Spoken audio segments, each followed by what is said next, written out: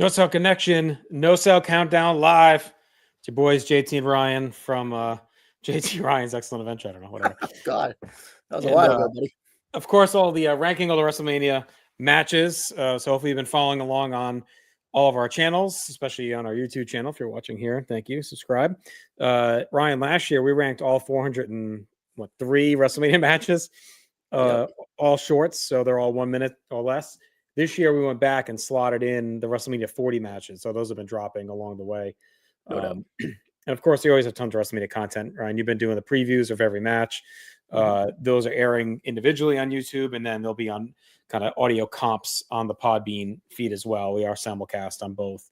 But we are doing this live. So if you're listening to this in the future, thank you for checking us back out. But those that are with us live, we really appreciate you joining us. The room's filling up, which we love to see. Our buddy Jeremy Nichols already saying Lawler Cole from 27 better be top 5. Our friend Live Left Love, don't do it. It's fired up. Let's go. Yeah, Justin, we've been rocking on the YouTube.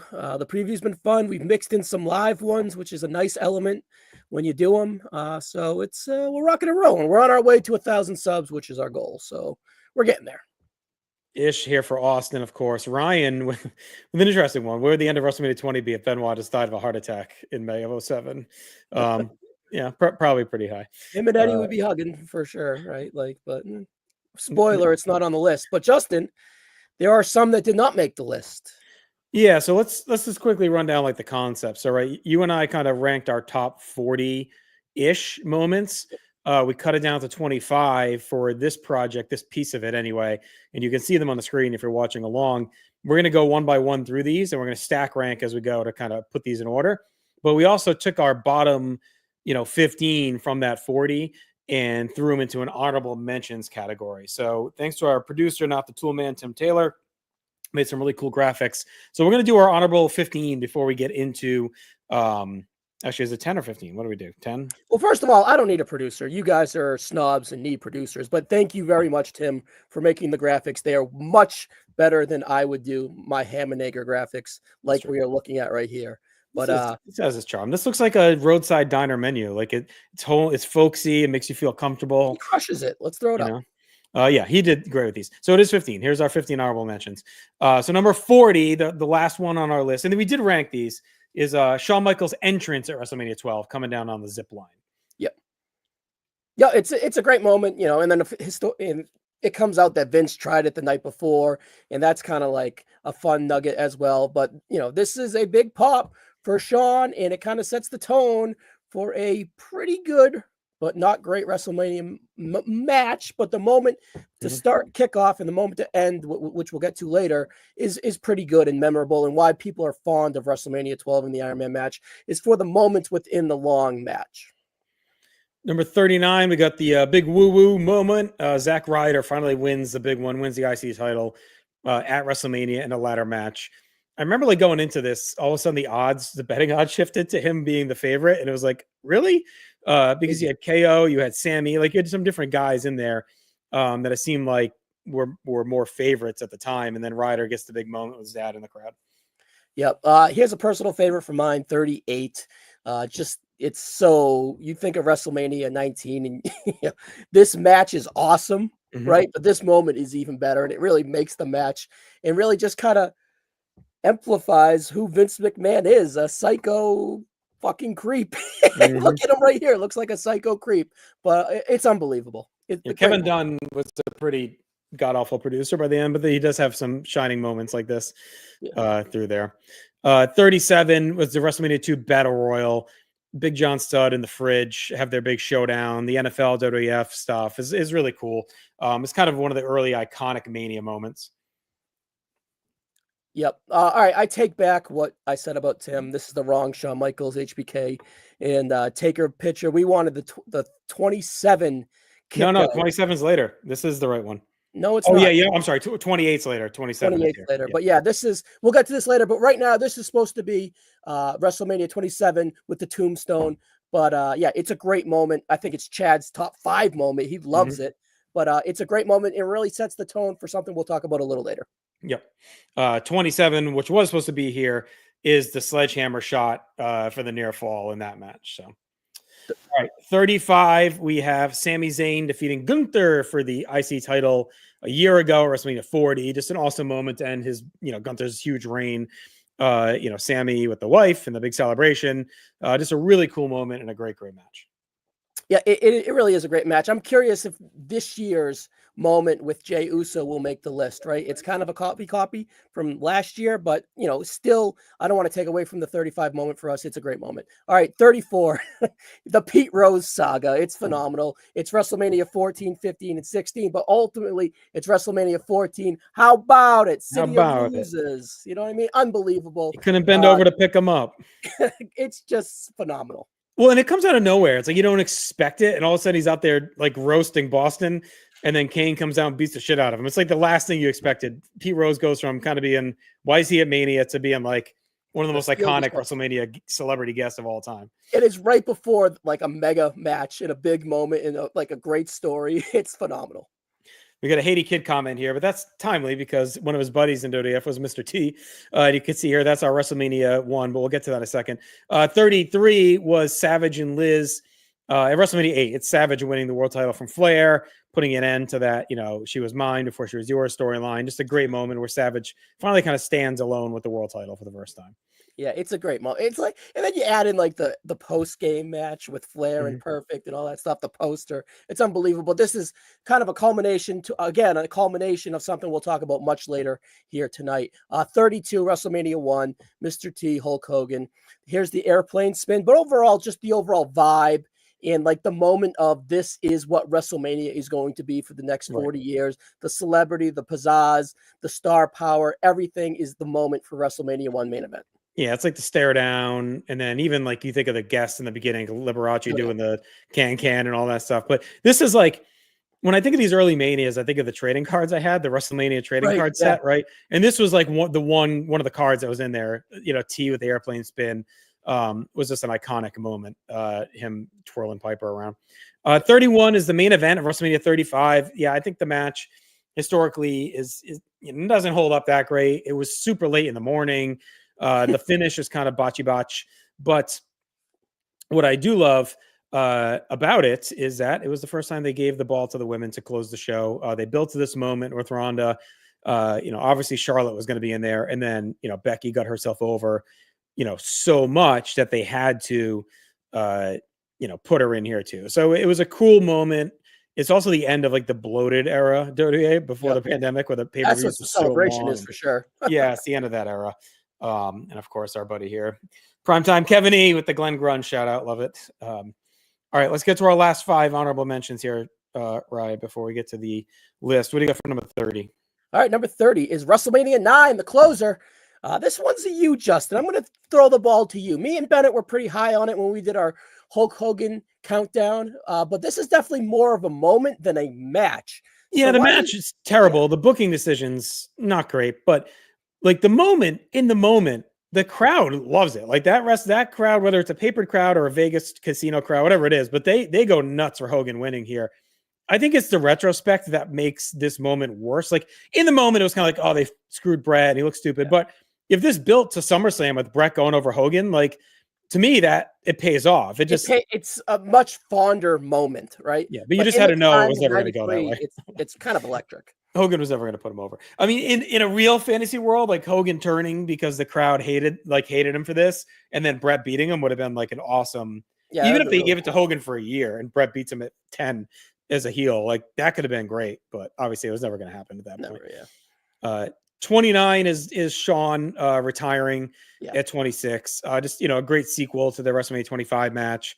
Goes out with the boots in the ring. He's only had one match since, so he hasn't cheapened it too much. Yeah, somewhat of a match, I guess. I guess so. But all right, 28 is Stone Cold returns after 19 years and has I would say very good match with Kevin Owens, but the moments and the celebration of the star power and Stone Cold actually having the match. Now, Justin, in retrospect, not announcing a match, but announcing kind of like Stone Cold KO, what's it going to be? And then actually getting the match totally helps the moment here as well.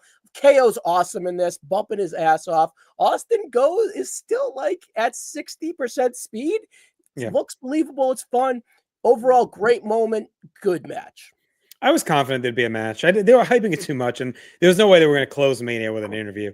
Night one. So I was pretty confident going in, and I was glad they delivered. 27 is WrestleMania 6. Demolition defeating Colossal Connection for the tag team titles. That pop is an all-time Mania moment. It's really kind of the end of the original. We love you too, Ish shuffling off the bed. By the way, if you're listening on the YouTube, we have the comments popping up. We'll read some, but the rest we'll throw up on screen as we go to keep up with them. So thanks to everyone who's been tossing them out there. We appreciate it.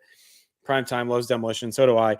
Just an all-time pop. Can he free the giant in time as Andre's tied in the ropes? And then you get Andre paintbrushing Bobby after. Like, that's the moment right there. Yeah, the popping in that. This feels like the peak of like the golden era tags. And you kind of get the downslide over the next year with the Hearts winning. And then kind of the new era starts with the LOD the year after, kind of that new gen tag era. So this felt like the end of like that glory tag division. Yeah, and you can even stretch it to with Bobby's great friggin' interview afterwards. You hear the rest of me, and whatever it is. I can't memorize it right now, but yeah, you can even sprinkle that into this moment as well. Perhaps we should have had that a little higher. That's a great moment. All right, in 26 here, right just outside the top 25, is the end of WrestleMania 15. The boot on Vince McMahon's chest. What if they actually ended it here? Would it be fawned upon much more? For Vince, like that was it, you mean? No, just this saga, but Austin, because they not like this continuing in 99 kind of kills 99 a little bit. Yeah, but it doesn't go too much longer. It's over by July, for all intents and purposes, and then it picks back up in 01. But yeah, I do think this probably should have been it. I don't think they needed the felt like it at the time. Yeah, it felt like this was like, okay, Austin moves on to something else, but I think it was just too hot. Similar to the NWO at the time, right? It was like almost too hot to bail out. And Vince had only wrestled once to this point, so I think they saw money in having him continue to get in the ring. He had only had the one match with Austin at Massacre, so they probably figured, well, shit, we may as well, no doubt, give it a ride. All right, so those are honorable mentions, Ryan. So we got our 25 here. We're going to go in the order you see on the screen. We're going to run down. But as we go, we're going to rank these, and we'll see how we rank these top 25. Yeah, no doubt, Justin. So what we've done here is we kind of just randomized them beforehand to kind of just so we're not talking about 1, 2, 3 in order. We just kind of want to have a flow, go nostalgia, whatever. So to your left, you kind of have the new gen era, you have the Attitude Era, you kind of get that WWF logo here, and then I snuck in the WrestleMania logo to go with it, and then the year right next to it. So we're going to start in 1996, Justin, with the Boyhood Dream. I think it's number one easily right now for us because it's the first one we're going to talk about. But I suspect this to be in the teens to 20s. It's a great moment, but there's just more that kind of outweigh it, I think. So I think one thing we're going to have to layer into this is like historical impact, right? Because there's going to be the moment with the reaction, how does it hold up, right?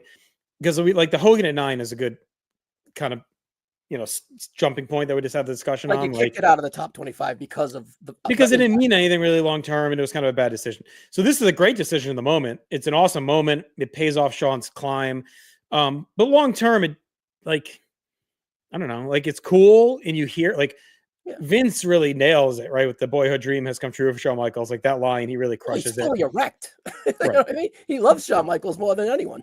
But I'd argue Shawn was already a main event star, like going into this. So without it, he still is. So to me, it's a great moment. I don't think it has super impact. So yeah, I think 20 to 25 range when it's all said and done. Yeah, it might sneak in 1918. We'll see.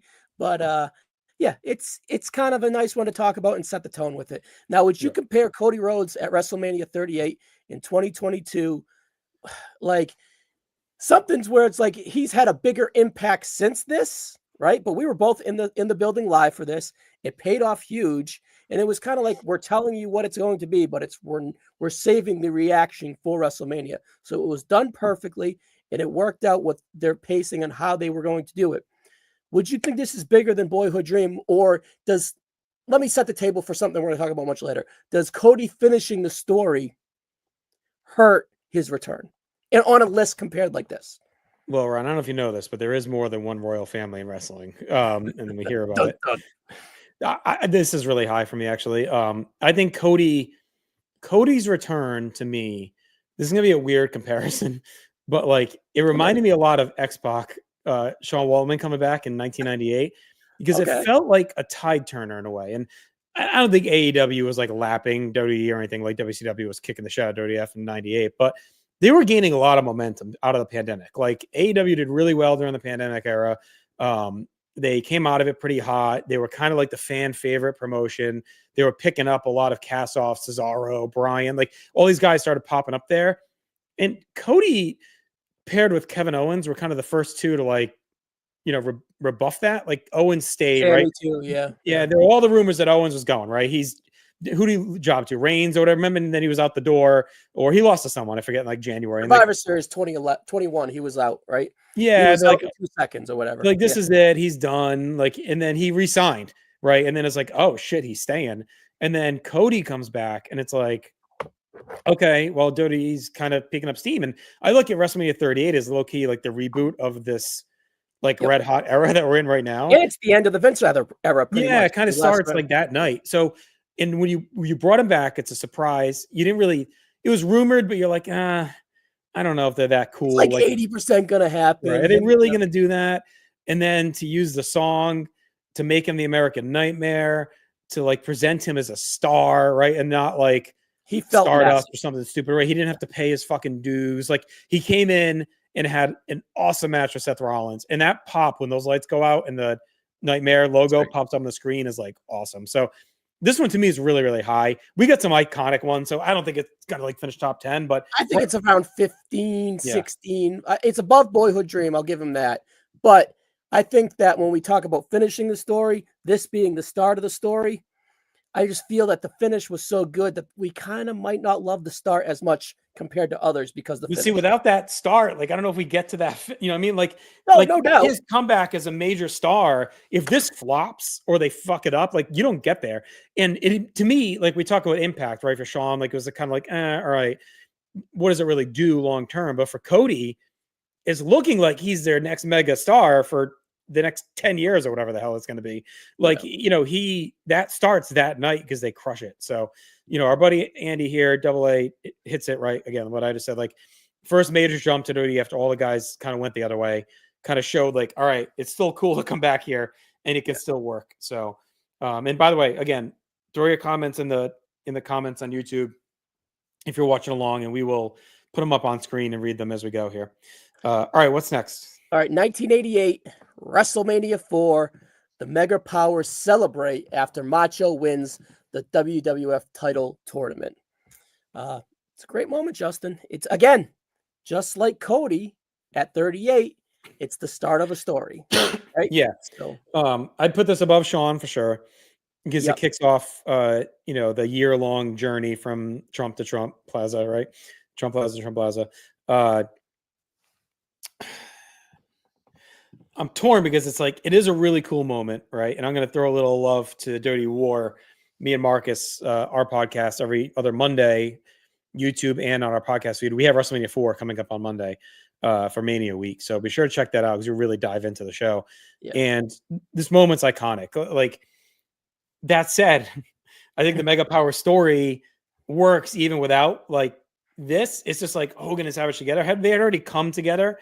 But this really solidified it, and Savage winning is great, and it does start that off. But all right, so let's do this. Yeah. Let's do this. Let's think of it this way, right? So Cody's pop's bigger than these guys celebrating in the ring. This celebration means much more than the Boyhood Dream. That makes sense. Yeah. Oh yeah. This is way. Yes. This doesn't. I don't think Shawn's close to this. Just the way the three of them. You know what I'm saying? I think Cody's. I think it's crazy to say, but like for right now, even though I do think the Mega Powers are like a top 3 story, but I also think Cody and the Bloodline might be one of the 3, right? Along with Austin McMahon. So I don't know if anyone in the comments agrees or disagrees with that top 3 all-time stories for WWE, right? Austin McMahon, Mega Powers, and Bloodline / story, Cody story. So for right now, let's leave it behind Cody, but with the understanding we may shift it around. No. It's we always kind of getting our feel going, right? Yeah. All right, what we have here next is WrestleMania 17, this iconic super spear. Justin, I think we had this at number 7 on our countdown last year at WrestleMania. The greatest matches, yeah, the greatest matches of all time. And the most memorable spot from that match is this spear, right? So it's cool to like when they talk about like constructing this match, so on and so forth. It was all built around this super spear, right? Jeff Hardy's a nut. I think one of the Dudley boys pitched it, and Jeff's like, yeah, I can do that. And Edge was like, are you sure? So it's a great moment. But I feel like it's closer to the boyhood dream than Mega Powers. Right? I'd put it at the bottom right now. It's an awesome bump. It may be, we got one other big bump on here, I think. So it's probably like top 2 with the bumps, obviously. It's definitely a flashbulb moment for sure. It's great. But I think the match is a 5 without it. And I think it's memorable without it. So that's not to diminish it. But again, I think the impact of the spot, like we didn't even have this on the first, like, remember we kind of went back to it and we thought of it. So to me, like that can't be a top one. So this to me is going to end up toward the bottom. And I would argue maybe even Demolition Colossals or Hogan at 9 could pass it, so if we like seeped in any of our honorables. So all right, coming up next here is the end of WrestleMania 30. Yes-O-Mania conclusion. Daniel Bryan goes on to win the WWE and World Heavyweight Championship. Who knows what they were calling at the time? I think who knows? But anyways, right. It's a great moment. It's a loaded WrestleMania with moments. And for us to talk about the conclusion of it, is it perhaps third? It's definitely second, but is it perhaps third out of the 3 things from WrestleMania 30? We'll see. But I would compare this to the Boyhood Dream. Like Shawn would go on to have a much better run, of course, because Bryan would be hurt. But it just felt like we're out of the Cena era. In a way, we're not having The Rock hovering around WrestleMania. We finally picked the guy. It's the WWE Network. He's an indie darling for 10 years. They're finally fucking listening to us. Yes. And he's awesome, right? So it's similar to Boyhood Dream, but I don't know if it's bigger. What do you think? Yeah, I mean, I had a lot of FOMO watching the show, because a bunch of the PTB guys were there. I'd gone to 29, and this New Orleans at the time for me felt a little bit out of reach to get to. I'd make it back for 34, but so I was always kind of jealous to not be there for this moment, because I heard that being there live, Chad and Andrew Reich, and we had a couple other guys that were there live that just gush over this moment. They're it was incredible vibe. It was a sports team winning. Just I'm guessing it was close to when Foley won on that Raw. For me, for that moment, Superdome's awesome to watch an event. And did you go to 34? Too, right? Yeah. See, at 34 though, I was under one of those overhangs, and it was rough. So for next year, I'm making sure I'm lower, because the sound, if you're under the overhang, you couldn't hear. I was at the lip of it. I had the overhang above me. Yeah. So 34, I couldn't even hear anything the whole show. But this looked amazing to be at. I think what hurts it, to your point, is that it doesn't end up going anywhere, right? Riddle me this weighs in. Bryan winning would have been more if he had a great run, didn't have to relinquish, right? I agree. So I think it is closer to Shawn, where in the moment it paid off this build. The crowd wanted it. I think I'd have it above Shawn, because I think the crowd just wanted it more than we wanted Shawn. Shawn versus Brett, I think, was still kind of torn a little bit. Shawn, again, had already been established. Bryan, that march to him winning with all the start-stop. Oh, he's really going to be with Bray. And then the crowd overwhelmed them, and they ended up putting him in the match. But even then, you didn't know. It kind of felt well, are they still going to go Batista and say F you? So it's tough, because the peak is that moment, but we're weighing moments. So it's a great moment. It's such a feel-good moment. I think it's safe to be above Shawn for sure. What about Mega Powers? Well, I think the Mega Powers means more, because it's the greatest. This is a better celebration, but the Mega Powers mean more. And I think the Bryan story has taken on more in legend than in the moment. It was a lot of frustration in the moment, and it didn't really come together until a couple weeks before, when he holds the crowd hostage and you get the yes moment in the cage and all that, right? In January, it kind of start, stop till they finally caved and put him in the match. Yeah. So I think it's okay right there. All right. So WrestleMania up next is 1992. No, 90. Oh, is it 90? Excuse me. 90, the end of WrestleMania 6, the Ultimate Challenge, the hug, Hogan putting over Warrior as the next guy, so to speak. So what do you think, Justin? We just did this one on NoSo. You watched this match with Bennett live on YouTube. I haven't watched it in about a year or so, But overall, it's a great match. And right there. I got mine right over there too. It's just kind of, it's kind of hard to pick out a moment. And it's like a weak moment because Warrior would go on to be kind of similar to Shawn in 94. Or I mean 96, excuse me, in a way, right? That's kind of similar in a way. Shawn, of course, has better matches, but they're both a little bit disappointing runs, you could say. Right. You'll never talk me out of WrestleMania 6 being the greatest show in wrestling history. Because again, it's like my favorite of all time. It's comfort food. I could watch it over and over and over. I love the Ultimate Challenge. The match completely holds up. But yes, I think Hogan, it's similar to the Mega Powers because Hogan is kind of overshadowing the new champion. Warrior does flame out. Hogan's back on top a year later. So it's like a weird amalgamation of those three above it. Like, it's similar to the Mega Powers because of Hogan. It's similar to Daniel Bryan because it doesn't go anywhere. And it's similar to Boyhood Dream because it's like this huge moment, torch passing, and then whatever. I think probably below Shawn, I guess, because Shawn at least becomes like a top guy for a while, whereas Warrior, like, this is it. Yeah, this is his peak. Like, I could close my eyes and I would like remember fondly more of Shawn like crying over the belt instead of them hugging, but the match is better than the moment. It's hard to explain. It's like a weird twist. And then of course, Warrior not really living up to the hype is the kind of a kick down the list too as well. So I think those two are really close. They're really close. Perhaps we move it up. I'm not sure, honestly. We'll see.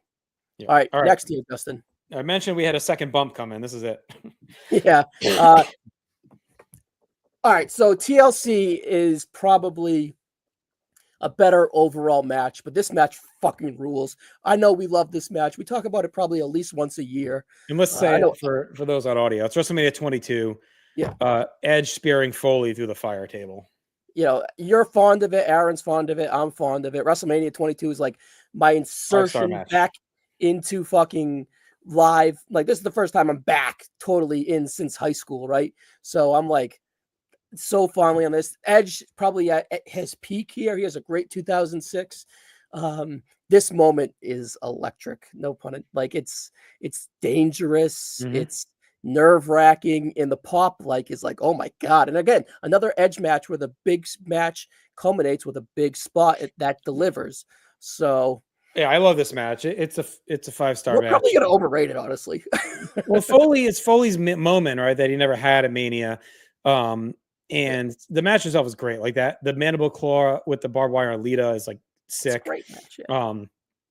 It really, really holds up. And it starts off like a pretty fun, angle with them. They end up teaming at One Night Stand. 06 ends up being like a sneaky, like violent year. Like, it's very bloody and so good, nasty. And this feels like kind of the start of it a little. Well, I guess it started a little bit earlier with Edge and Flair, but this was like, holy shit, WrestleMania. They did a fucking fire table. Like, you would have thought they would have done this during the wars with the Dudleys and, RVD and like, all the ECW shit. But like, to do it here 2 years later was like, you just didn't expect it. Or even you would have thought maybe years ago with like Foley and Vader or something, right? Yeah. Like, but to do it here out of nowhere. So again, long term, I don't know what it means. I'd have it above the spear off the ladder for sure. I just looked, Justin, and we had it number 18 last year. Even though it's a match listing and we're talking about the moment, I just want to put a little context here. 18th best match in Mania history, that match. Yeah. So I mean, it's up there. And it's a lot of that is due to that, this table spot that's on fire, right? So as soon as, I don't know, man, when Lita starts doing this, the hairs on your back go up and you're not paying attention. Is it the greatest spot in WrestleMania history? Like, match spot, you know what I mean? Like, we got one other one coming, another bump coming, so maybe it's top 3, but we'll see. Maybe we move it up, but right, I'm good with this right now. You cool with this? Oh, you want it below the hug? I was gonna put it above Shawn. Oh, I was gonna say we're gonna overrate this before. Like, let's split it. Let's split it for now. All right. But again, we'll see. That's one that's negotiable for sure.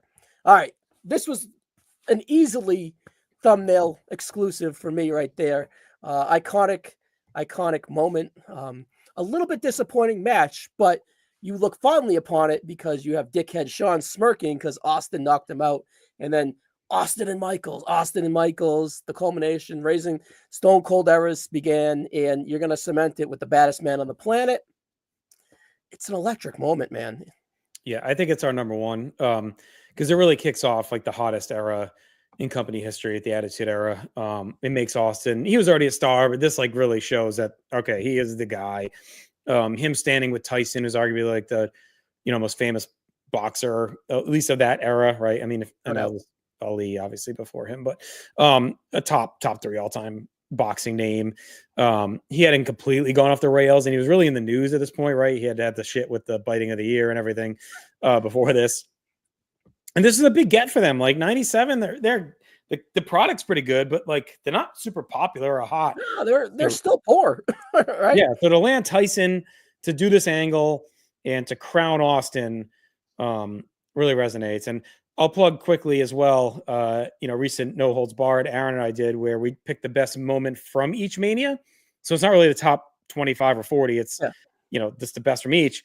And, we debated this a little bit, like if Austin and Tyson would have been, and actually it's on a future No Holds Barred too. We discussed this. If Austin and Tyson would have been a better moment than what we got. And I think we settled on what we got was probably about fine, but I don't see how this isn't a top of this list moment. It's definitely in the singles digits, I'm sure, at the end of it. But right now, it's definitely above Cody as we're going.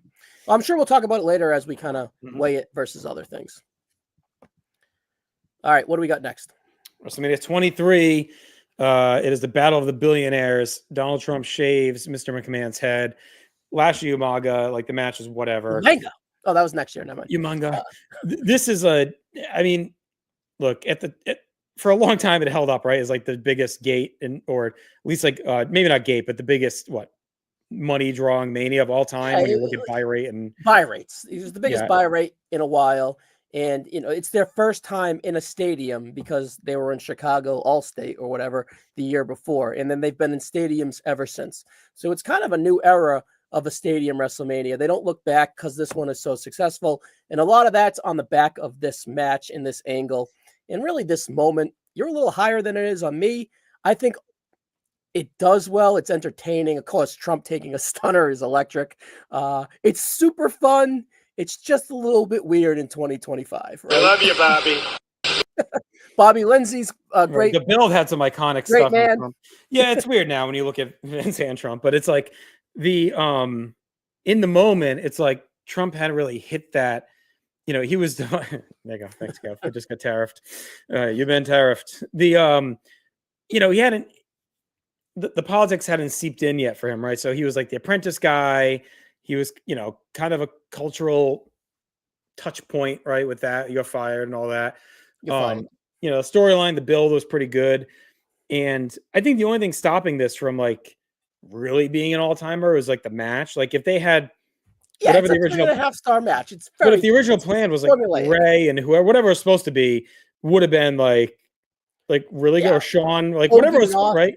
Hogan and Big Show, maybe. Yeah, I think Sean was rumored at one point in there. So like whatever it was going to be, I think that would have carried it. But I do think it's pretty high because it's super memorable and it was like big mainstream coverage. Like this was like a big deal. Plus it does lead to but ECW events, which is great. What are you talking high? Because in WWE history, like the boyhood dream is looked upon much fondlier than this. Like, yeah, I mean, yes, top 25 is probably high for it. I'd have it above Edge for sure. The spear? Yes. This is one we're going to disagree on. I don't. Let's hear the chat here. I don't know. I like the Edge spear. All right, I'll give you that one. Sure, but the Edge spear is a better spot. It's like, okay. I know, but this is like, I don't know. Trump shaving Vince's hair is just like. Are you gonna put this over the table flaming spot from? No, right there is fine for right now. I think below Hogan Warrior. All right, I'm good with that. All right, where are we at? Warrior Return. Yeah, right, WrestleMania 8, 1992. The Ultimate Warrior returns after a very, very average at best Hulk Hogan Sid Justice match. The end of Hulkamania. 2 years later, Hulkamania passes the torch to the Ultimate Warrior, and we're going to try to go again. So All right, listen, we're getting overruled in real time. Nichols, Atherton, both say Edge Spear. Go ahead. Move it up. All right, Move it up. you ain't gonna twist my arm on this one. Simpson, Spear over haircut. All right. All right. I know when to Thank tap you. out. Well, you know, Justin, a big Trumper apparently. But anyways, we're No, gonna. look, I said this is before politics. It is a great moment. We're talking 25 moments here, buddy. Yeah, It's not, it's not wrong. It's just look, the proletariat has spoken. Yeah, I the Warriors return. So the night before the show, this is the first Mania I watched live, and I had a dream, Ryan, that they announced a match for WrestleMania 8 of Ultimate Warrior versus Smash. And I remember getting to my cousin's house and I'm like, I had this dream that Warrior is going to be on this show. So then when he came out, I was like losing my mind. I'm like, holy shit, Ultimate Warrior. And it was there that I realized I'm a sick man with pro wrestling. But I do think this is a really cool moment. I think it actually gets lost to time a bit right. because there's been so many other returns. And again, doesn't necessarily go anywhere. He does have the really cool thing with Savage at SummerSlam, but then that's it. Like he farts out pretty He goes quick. right into a Shango feud because he's supposed to go into a Sid feud, and that thing flames out because Sid flames out, right? So Right. it's just a pinball of bad circumstances, and it's the peak here. How would you weigh it though? Like it is the first. It's so electric, dude. If you look at this list, is littered with like returns and surprises. Yeah. This was the first one. Like, Yep. think back before it. It's been like a lot of big moments and matches, but I don't think they had a big surprise return like this at any Mania. It's like Liz, I guess it's at the year before, but that wasn't really like a big hype surprise. Like she just is in the crowd, you know? So like, I don't think there had really been, I mean, you got Snuka at 5, but like, that's nothing. He just comes out and waves to the crowd. Like this was like the first like shocking megastar returns to save Hogan in the main event. And it also is a soft landing for Hogan leaving, kind of a dipshit finish to that Warrior match. again. It's unbelievable. Yeah, with the DQ, but them posing together is like really cool. So again, I don't know. Flashlight, you got the sparklers, you got the fireworks. It's awesome. I was hyped leaving the show. How would you do it against 6? Do you think 6 is more important? But what do you think is a better? I think it's a better moment than 6 because I think the hug is like a Warrior winning is like he wins. Like the hug is like whatever to me. I'd have it below the flaming table though because that's just. Yeah, I'm good with that because I think it's like more electric. Yeah, I think this deserves some love. I don't think it gets enough love out there. I think 8 as a whole show, honestly, has been like overlooked in the years since. When you look at the different video packages and like the memories of WrestleMania 8, I feel like it does get overlooked, especially that back half. But this is like a really, really cool moment. It's the end of the golden era, pretty much, right? Yeah. All right. Up next, we go back to WrestleMania 30. It's the opening segment with Hulk Hogan, The Rock, and Stone Cold Steve Austin in the ring together. You get the Silverdome, Superdome stuff, right? Which is pretty funny. But this is like three icons back together to kick off the 30th anniversary. It's really, really cool. It's a good promo. The crowd's losing it. I love it. And mind you, when you want to talk about pinball of history and impact, you got the 3 guys that built the company up in the pay-per-view era leading into the network era. So it's pretty important in a way too to celebrate the start of a new chapter. And it's symbolical to saying, all right, guys, you're in a new era. It's the WWE network era. You have to live up to this if you want to have that success. Yeah. I think it's a great moment. Just off the rip, how would you compare it to the closing angle from this show? Is it better than Bryan or kind of? No, because Bryan's so cathartic. Like everyone was there to see the Bryan moment. Like I know, but it's so electric watching. It's amazing. Hulk's back too for the first time in forever. Austin's music hit. Those are 2 icons, dude. And then the Rock hits. I wouldn't shit on it. I think it's. I'm not shitting on it. Would you have it below the Mega Powers? I'd probably put it. It's in that neighborhood. It's in that nostalgia neighborhood, and I understand there's no historical reference. Right. So for this one, we're throwing that cap, which I'm okay with. But we're celebrating it because it's like the culmination of all of the nostalgia, and it's really cementing the WWE Network era, which is now the Peacock era. It's also before The Rock was like kind of hated. As you know, it's. I think it's low key underrated, like the Warrior at 8. Yeah. Right. I don't know. I think it's. I'd like the viewers to weigh in on this one, but all right, I'm fine with saying it's right below the Mega Power. So now, me and Bennett had it at number 5 for Hulk stuff. All right, so where do you want to put it? I'd put it right below the Mega Powers right now. I'm good with that for now. I think I'd like to hear everyone's comment as well. I think leaving that show, Brian is a bigger moment because of what happened after with him. I can see why this would. I would put it under Brian right now. Okay, then put it under Brian. Yeah, I'd put it under Brian right now. Because I think Brian winning is like that. Because if Batista wins that main event, you don't remember this promo as fondly because you remember 30 as being a big fucking whiff, just like you do the Rumbles and everything else from that, 14, 15 and everything. It doesn't, I don't think it holds up that show. I didn't realize Brian, it's Brian's above it, but I would like to weigh this against the other ones. I think this probably will end up solid in the middle for us. These two are kind of split the middle. Yep. Stimson has Brian higher. See if anyone else weighs in. All right, let's go to WrestleMania 10. Bret the Hitman Hart wins the WWF title from Yokozuna, and they do the big celebration. All the faces are in the ring. Burt Reynolds, Kenny Garth, Mark Wahlberg, or Donnie Wahlberg. Which one was it? Donnie Wahlberg. And Vince and everyone else is in the ring. And so, again, it's a cool moment. Let's just go back real quick here. Nichols has Brian higher. That Fandango dance is electric. That's Rossi. It's phenomenal. All right. So let's Bret. I think this is at the lower. bottom. This is lower, but it's oh, and one other piece I didn't mention. Owen seething in the aisle. Yeah. With the spit in the comment. Yeah, like I think Boyhood Dreams are better than this. How would you compare this to Warrior? It spits at the beginning of the night, but this is like kicks off that whole Summer Hart feud, and Owen beat him earlier. It's really cool. I think it's similar to the Boyhood Dream in a way because it's like, and it's similar to Brian in a way because it kicks off like it's a cool moment, it crowns this champion, but it kind of like doesn't go anywhere long term. So, all right, Kevin, it's got a signed Fandango encyclopedia. It's lost value now. I don't know. What do you think? I don't know. I look at what's above it. And I think it's last. Really? All right. Like, I'm not a huge Bret guy, but I think this deserves to be in the top 25.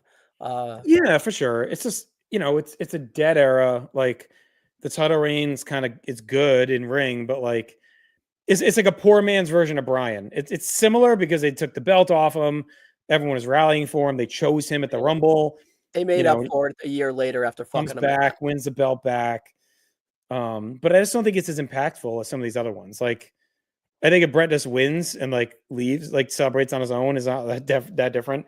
It just felt like a make good apology. So again, I love the show. I love Bret, but I don't think I'd have it.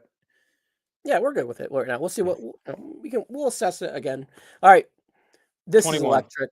Yes. Unbelievable. I love this. Hogan to win, of course. Oh, Hogan returns at WrestleMania 21 to save Eugene after Eugene is nervous and lost in the ring, and Daivari and Muhammad Assad come out to kind of get their own WrestleMania moment. But little do they know that the WrestleMania moment is about to happen, and it's because of the immortal Hulk Hogan. Justin, this is a great pop. You get Adam Sandler cheering him on. I love this. Similar, I would put like my gut tells me split Warrior Hogan-ish kind of. Well, I was gonna say more like around there, around Warrior's return. It's similar. Yeah. Just to weigh in quick, Nichols and Riddle both have agreed with the Bret ranking. It's more of a Bret moment than a Mania moment. Kind of where it's at. Hogan's return. So this is his first appearance. Well, he goes in the Hall of Fame, obviously. So he was back, right? But he hadn't been around since late mid 93, Mr. America 03. Yeah. So it was a couple years later. It's a His perfect show's pretty popular right now. Hogan knows best. Well, and the thing is, it was really his true return as like real American Hulk Hogan, because even when he turned face in 02, 03, he was still using Buddha Child. He was still wearing the kind of the Hollywood look, even though he was like a face. This was like the real American return. Beating up the foreigner, right? Like the crowd losing it. Italian Muhammad Assad, yeah. Yeah, and the poor Makapani. And the crowd just goes nuts. Yes, the pop is awesome. So I'd put it above Warrior's return because I think it's a better version of that. Yeah.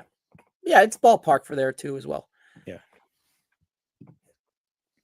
All right, we have next here, Justin, is the Kofi Mania 2019.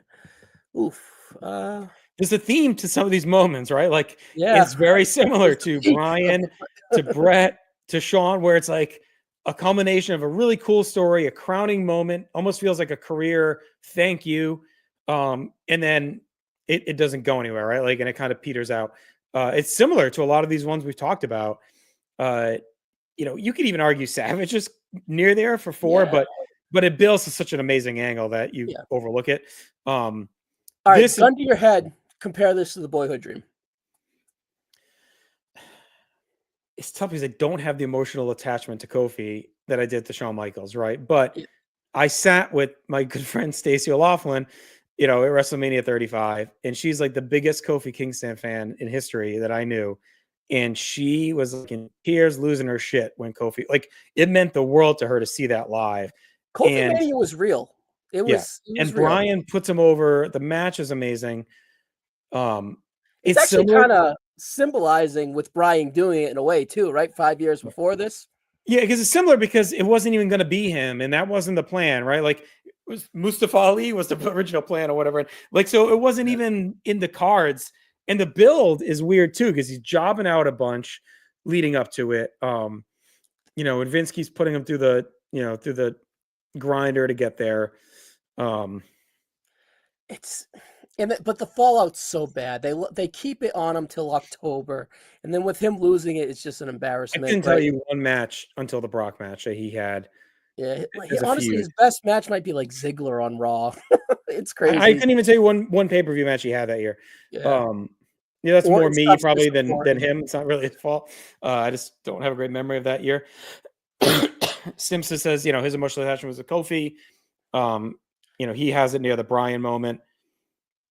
What was that? Was this 2007 or 8? What was that, there. Kevin? Sure, 2007, Carino I guess. cried about it somewhere. All right. I would say it's under Boyhood Dream and probably above the Flaming Table. That's just my gut reaction right now. Yeah, he's such a good guy. Like, yeah, he deserves some love. Even though I think the Edge table moment's cooler. But this, being there You want live. to put it over the Hogan return then? No, put it over the Flaming Table. I think it's close to Sean. We'll see. We're gonna comb through it at the end. We'll see. Yeah, I think Kofi, Sean, Brian, Brett are all like 4 of the same thing right now for us. There you go, just in Domino era SmackDown. So yeah, that'd be like 06, 07.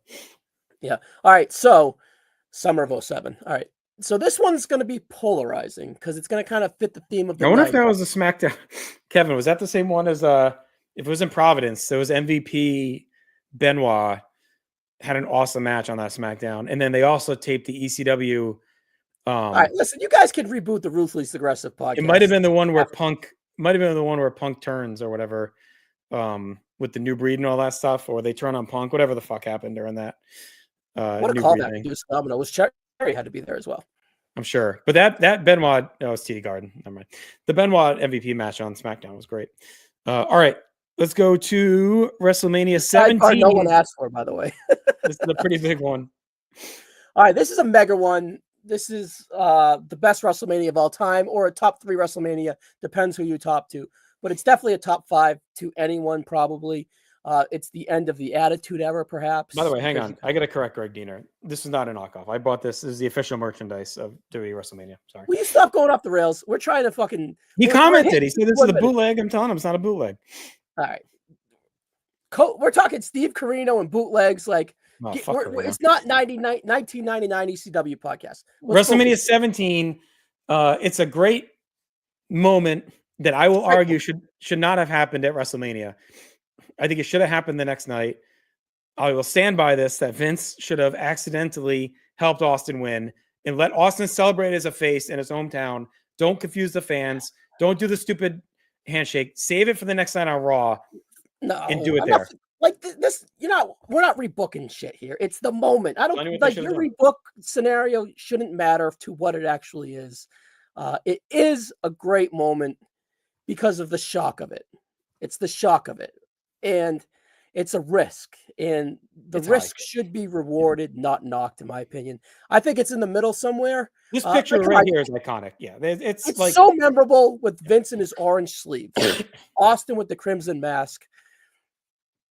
It's kind of hard to grade though, because then you weigh then again, 2001 Austin is fucking it leads awesome. to amazing stuff. I know you always think like, oh, Austin didn't really explain Yeah. it, but that run of Austin and McMahon and It's so Angle good. from here until the invasion, and then even after the invasion, Austin's still awesome. But like the initial ramp of this Angle is like some of my favorite stuff in wrestling history. Like heel Yes. Austin, face Angle, fighting over Vince, is just like top notch, See, wrestling. just to throw it off the rip here, I remember this ending of WrestleMania 17 more than I remember the. I think of this more fonder and memorable than the ending of WrestleMania 4, in my opinion. Yeah, Diener. Just off the rip. Diener Just off said the they rip. were talking about it. He listened to an old Observer Live. People said it didn't play live well, and I agree with it because they wanted to cheer Austin. They didn't want that with him and Vince. So, like, I get it, right? Yeah. But It's probably like a B plus A minus. Austin was just that, an A plus. So of course it's going to be looked upon worse. My gut tells me it's near Cody and it's above the Mega Powers. I would have it third. Yeah. That's just I don't want to overrate Cody's return, but when you look at what he's done in these 3 years since, it's like, I mean, I don't know how you don't. All right, WrestleMania 31. Yeah, someone mentioned this earlier in the comments. I can go back and look. I forget who. It was I'm Rossi, sorry. yeah. Yeah, Rossi. All right, who cares then? Rossi mentioned, WrestleMania 31. You get the big cash in for Seth Rollins. Rock. The only thing you could complain about is that Brock and Reigns had such an amazing match that it felt like, you kind of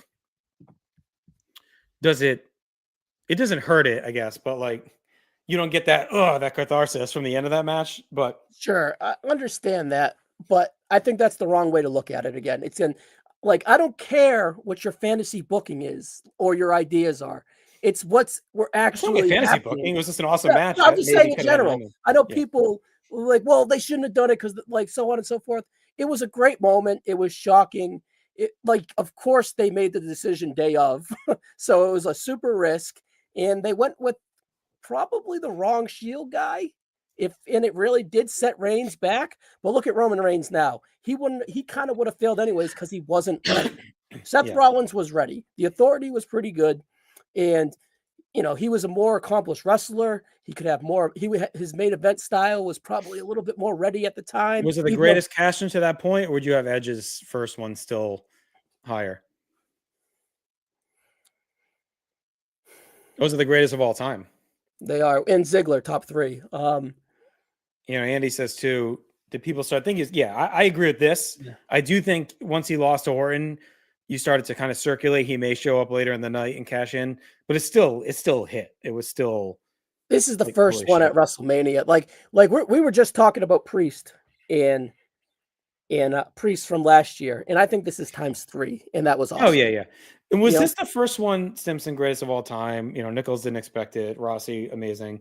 Was this the first time to it like a cash in like joined a match? I'm trying to think how to word it. Like every other one was kind of after a match. This might have been the first one too that like maybe one of the only ones that like became a match.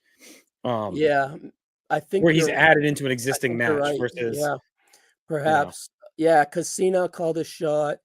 I think you're right, Justin. I think The other ones like Ziggler the year before was after a match. Right. It was either after a match or they like RVD said it ahead of time, right? I think Punk did it like during an interview segment. Yeah, right. But I think this is the first guy that ever like, and maybe one of the few, I'd have to look at all of them, but like that came in and joined a match. And I think it's right now, I think it's 1 or 2. We don't have anything yet to me that's above Austin and Tyson. I'm okay putting it above Cody. It's we'll see, but like this is we're talking a hand raise over like a shocking result. Yeah, but it's the launch of the Attitude Era, the official Attitude Era with Steve Austin, which is the Yeah, biggest but you're era of talking WWE. history. We're talking moments. This is where we always have kerfuffles. Yeah, but that's still a big moment. Like No, it's Austin, we're talking top moments, but we're good for yeah, now. I'm good Austin with with Tyson is like legitimizes him as like the two baddest men on the planet. Like this is Iron Mike Tyson is endorsing this fucking guy as okay, like a but killer, you know. we're talking top 2 here, and it's easily top. This is above Cody's return. Yeah. That Rollins reign low key kind of stung. He gets hurt and he gets booted. It's Exactly. but still. I'm just saying we dinged Brian right for getting hurt and all that. Like I'm saying, like the reign itself isn't great, you know. Yeah, but this is Brian reigned last 6 weeks. This like lasts for 9 months and then he gets hurt. Yeah, but I'm saying even the reign. All right, forget it. All right, Hogan Rock, WrestleMania 18. I think this is very similar to Hogan Warrior. I think it's better than Hogan Warrior because it's more of a passing of the torch. But I think it kind of slots right in that area because again, the match is to me more. It's like Hogan Warrior, where the match is more the important piece than the moment itself. I would even argue like the stare down was more important, or the Raw one too, than this part as well. Now, if they play Real American at this handshake, it's like the pop is even huger, right? But it's a great moment. Where would you compare it? Like what? Like Hogan's return, Edge flaming, Kofi? Like what do you think?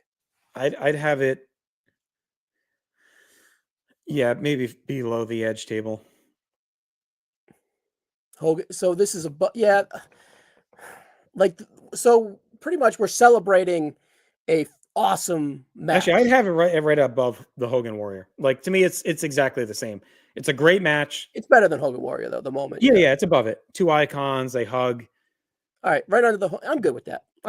Yeah, because the match is better than the celebration. If they played Real American, we're talking different business here because that place would have been even fucking crazy. And Seth Cena was great at SummerSlam, and I actually like Seth and Sting quite a bit the next month as well. All right, Seth and Rollins was pretty.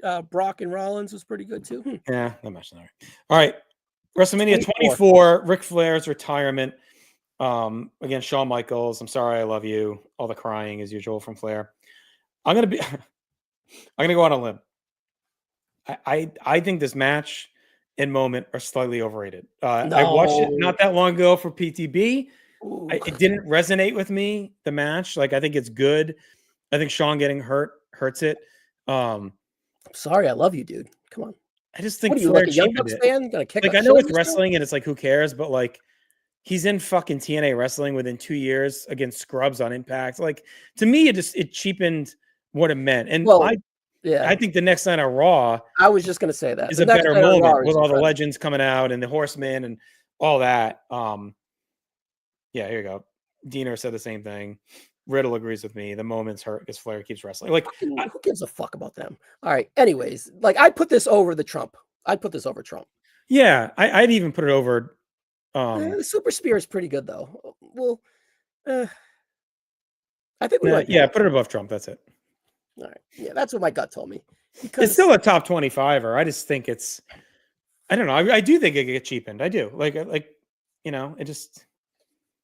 He just wrestled. Great moment. He wrestled like 3 years ago, looking like he was going to die. But they did such a good job in WWE lore. Like who gives a fuck about TNA and Conrad's fucking outlaw promotion with Sean Kidd and Jacob Williams watching in the fucking stands and then fucking Andrade and him fucking giving him a heart attack and all that shit. Who gives a fuck about this? This is the end to his WCW WWE run where the majority of his career was in WCW. I can live with the one-off in the barn in Nashville, but like to me, Yeller, sorry, I love you. Being on TNA week after week. But no one watched that shit. TNA was still pretty decent at that time. No one gave a fuck. Like, no one gave a fuck. At the time, people were bitching that it ruined his fucking moment. Yeah, but now, looking back on I'm still bitching about it. I think it ruined his moment. All right. Tarantino, fuck you. All right. What's next? All right. We got a heavy hitter here, buddy. We got to put our blood from a fucking stone. Bret Hart, Stone Cold Steve Austin, Ken Shamrock, the world's most dangerous man. WrestleMania 13. The moment here is obviously the sharpshooter, Austin passing out. This is my number one right now. Yeah. I love Austin Tyson, but without this, we don't get to Austin Tyson, right? No doubt. Without Austin passing out, the double turn Vince masterful on commentary, Brett snapping, Shamrock taking him down, the cover of the Stone Cold Said So video with the black and white with his red blood, just makes him a megastar. I would not be shocked if this isn't in our top 3 to 5 or 2, 1. What, like, you can make a case for any slot there. This is fantastic. Quick plug, Justin. I did Retold, Relived with Richie Mars, and we did this WrestleMania match, the whole build. We did the circumstances around it, everything leading in. We went about 45 minutes to an hour on this match. So this is an easily top 3 for me, no doubt. This is a fantastic moment. But again, cheap plug. I'll put it in the show description. Retold and Relived with Richie Mars. I did it. And Chad and I covered it not too long ago too on Wrestling Warzone. Yeah. We went really deep on it. 5-star. I mean, it's my number 1 match in WrestleMania history. Yeah. It was ours number 1 on the list. It's my number 1 of all time. My favorite match of all time. Riddle agrees. Yeah. There's a lot of comments going on about Flair's TNA. It's a phenomenal match with a phenomenal moment to close it. And listen, right here, I'm putting Primetime Kevin E in the crosshairs. I want a TNA Flair pod. Cue it up. Primetime. All right. So number 1, and it may stay number 1. We'll see. All right, we're getting down to the nitty gritty. We got some heavy hitters here, buddy. This is one I was here live for in Orlando. It's unbelievable. WrestleMania 33, the Hardy Boys. So this is after the Broken Saga, right? Which is amazing television. Speaking of TNA, probably the best TNA stuff ever. Right? It's the TNA pod. Broken Matt was tremendous stuff. There you go. Prime time's in. The earlier that day we had our PTB annual tailgate, and the gentleman who played the scribe, Brad Stutz, at the time was working at CWF Mid-Atlantic, and he's had his legal issues since. But he was there with us because he's good friends with a couple of guys that were part of the group. And I remember going up to him and asking. I was like, "All right, are the Hardys, are they fucking wrestling? Are they coming out tonight or what?" And he gave me a sly, I don't think they're here, kind of with a little bit of a look, right? So I'm like, all right, they got to be coming. And then, I think the way they fake it with New Day being the hosts, and it's all setting up for a typical WWE FU. We're not doing what you want. We're just going to put New Day in the fucking match. Yep. It all felt like that. And Diener said that they fought the Young Bucks the night before. They had a ladder match at friggin' 2 nights before that as well for the WrestleCon Super Show. Yeah, so it's like they're not going to do it. And I have the video somewhere. I got to dig it up. It's probably the most visceral, it's like teenage girl scream you may ever hear from me when they come out, because I was always a big Hardy Boys fan. They were one of my favorite wrestlers of all time. Even up to the last couple of years. So I've forced my way to get pictures with them at GCW events. These 2 guys are 2 of my favorites of all time. And so to have them return at the show mat, here you go. Here's my Jeff Hardy picture. Did I take that? I think I took that, Justin. Or was that a selfie? No, that's a selfie. I got the Jeff and the Matt ones. I took as selfies. So to see them live in this big return and them being red hot, they had been gone since what? 09, right? Well, Matt might have been a little bit later. Matt stuck around till Jeff was 09. 11-ish, Yeah. So it was a cool moment, and they win the tag belts, which is awesome. And it was a little bit Cody-ish, right? Because it was no one expected it going in. Then you kind of expected it, but then you kind of expected everybody to fuck it up, and they didn't. I would so put it really, really cool. I'd have it right above Cody, I think, right now. Above Cody? Yeah. I think it's below Cody because I think Cody means more. Well, they go on a good run. Their tag but it's not Cody's run. Matt's team with Bray Wyatt within a year. Comparing main events to tag team, that's not fair. Exactly. But in the moment, which we're talking about, I feel like this one had a bigger, oh my God. No, I think it's Cody still, because Cody had just come from AEW. The Hardys coming from TNA was kind of TNA was not. Whatever, fuck off. I don't care. No, I'm saying Cody coming from AEW was a big fucking deal. It was this guy. But whatever you want to make a point, you bring around the circumstances. In the fucking moment, the Hardy Boys pop is better than the Cody pop. I just think the Cody one, to Dina's point, is more unimaginable. I don't give a fuck what was bigger. It's in the moment. It was bigger because there was no one really expected it. Thank you. Oh, hide Andy's comment. Why don't you? I'm not. I'm going in order. Yeah, bullshit. Andy's not always right. We're in the same. I feel good that this is the same neighborhood. I think it's up there. I think it's no doubt. Yeah, It'll be top 7 probably. It's an amazing moment. I have no qualms about it. It's one of my favorites ever. I just think Cody was just a bigger thing. The crowd's bigger. Like, it's a hotter time. Well, the Hardy Boys benefit from 33 to being like a bad show. And it's a mid Mania. 38 is a great pretty mid Mania, where 38 is a really, really good Mania. Yeah. And Cody still lives up to it. But I think like memorable wise, because 33 is so bad that like the height of the Hardy Boys is just higher, I think. Well, and they're beloved. They will come back, right? But Seth, again, I just think like it just seems so unlikely. Actually, the ladder match isn't that bad. Actually, it's a good match, but yeah, it just seemed very unlikely that they would actually do this. And then Cody coming back was like, wow. All right, next up we go to WrestleMania 28. I'll let you talk about this one, but this is the near fall in the Triple H Undertaker match. Shawn super kicks Taker, cries in the corner, but Taker survives and keeps the streak alive. Yep. So well, I'm gonna pull a Justin card here. It's 4 years of history, pretty much, right? So it's the 2 Shawn Michaels leading into the Triple H, of course, got to insert himself to get all that glory or whatever and make him feel like a big star, and puts himself in the Shawn spot.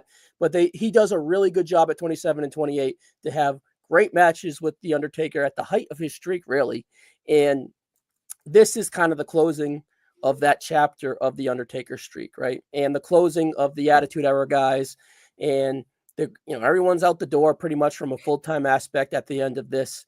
And man, I'm telling you, there's some moments and some spots in those Undertaker matches where the streak is invulnerable, and this is at the height of that. That's a good list we should do next year.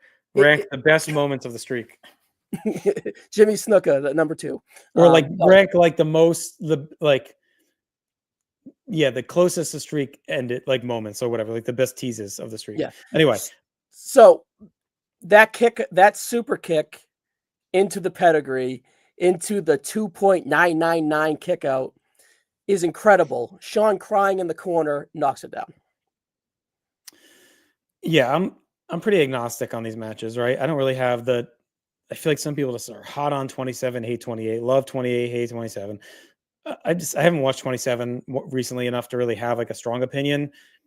Watched 28 within the last few years, and I liked it a lot. I think it's great.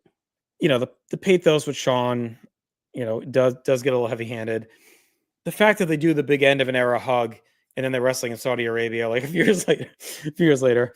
But that doesn't take away from this. Like, sure, it does. All right. Like, it's I would have this remember Saudi Arabia when they think of this. Yeah, whatever. This to me is like I'd have it at the bottom. Maybe no fucking way. This is better than Kofi Mania. This is around Edge and Foley with the table. Yes, like this is around like this is better than the Hogan return and the Warrior return. Fine, if you want to put it below Edge, I'll give you that, but I'm not going higher. Yeah, it's not the Edge spot is more memorable. This is, but like, what are you like? I can't use 4 years of Undertaker's matches, which are incredible, but you can use fucking whatever you want to make a point for yours. This is a WrestleMania storyline, and it culminates with these moments here. This is all WrestleMania centric. There you go. Kev wants the top 25 Crown Jewel moments. Maybe next time. Yeah. Stimson wants it below the Hogan and Rock posing. We'll see when we get there. Yeah, I just don't like. This is a tough one for me because I just have no real emotional attachment to it. Like, I don't really. It's fine. Like, I'm good either way. Whatever. All right, let's go to WrestleMania 30. Yeah, I'll do this for now. Then I'll split it. Boom. All right, WrestleMania 30, the greatest moment from WrestleMania 30. It is the greatest moment from WrestleMania 30. Is the end of the streak. We just mentioned the streak, right? Like this hits so many great points because it's like Brock needed to be rehabbed. Yep. After the Triple H debacle. He does have the great match with Punk leading up to it, but coming into this, it felt again like all right, he had 3 Triple H matches, and you're like, oh, they're wasting Brock. Like, they're putting him in these stupid fucking matches instead of having great bangers against great wrestlers, right? And this felt again like, okay, so now we're gonna have him drop to Taker. And on the flip side, it's like, is Brock really gonna end the streak? Oh, the streak needs to end by a young guy that can use it and launch them into the stratosphere. And this is a waste to have Brock do it. And I always disagreed with that for one reason. I think it would have been too much pressure for a young guy to do it and have to carry that weight on them to deliver that. So I actually think it was shrewd to give it to someone that could like really carry it with what it had built up with. I think Punk could have carried it, but I don't think they would have ever gave it to Punk. Brock, in retrospect, like you said, is actually kind of smart. Cena would have been maybe another option, like if they did that at 29 or something. But he didn't need it like Brock needed it, right? No, he did. Well, 29, you could argue maybe he did, but then they were gonna if Cena was to turn heel, it would have been unbelievable, right?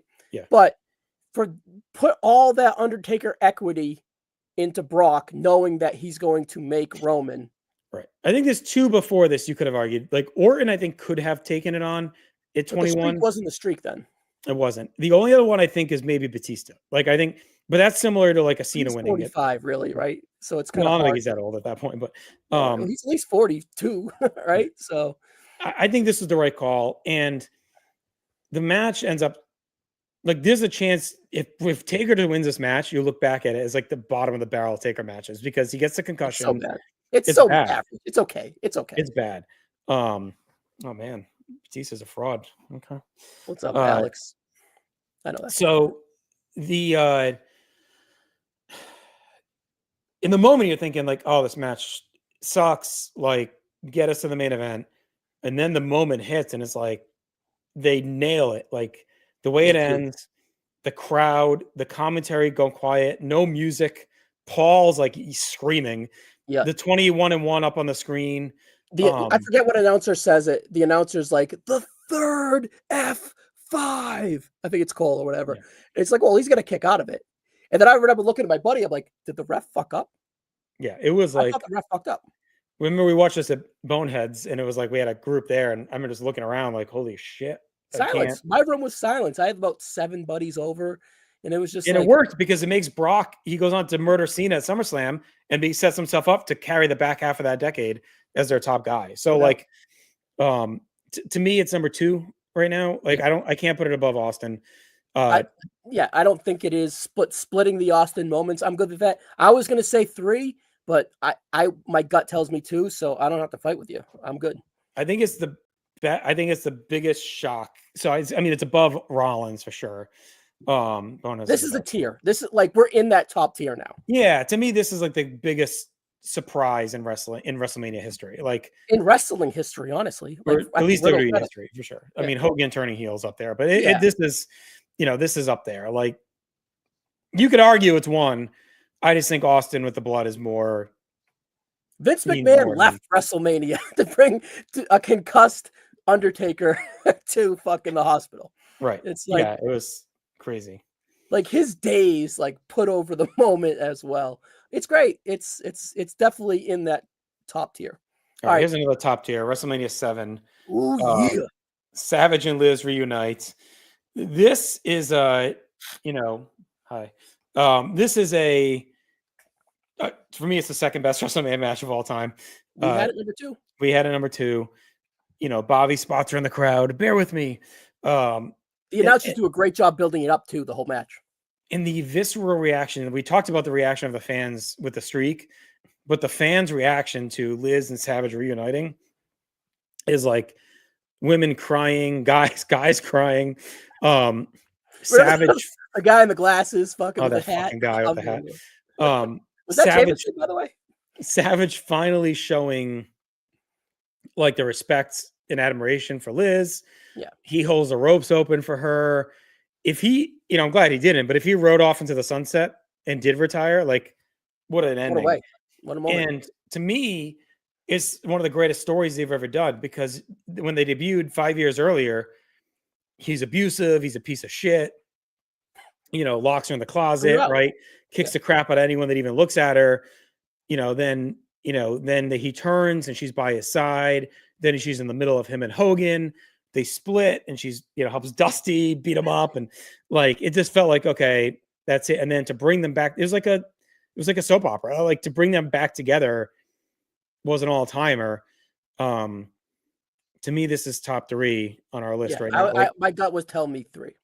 Yeah, I don't know. But here's the thing, Savage.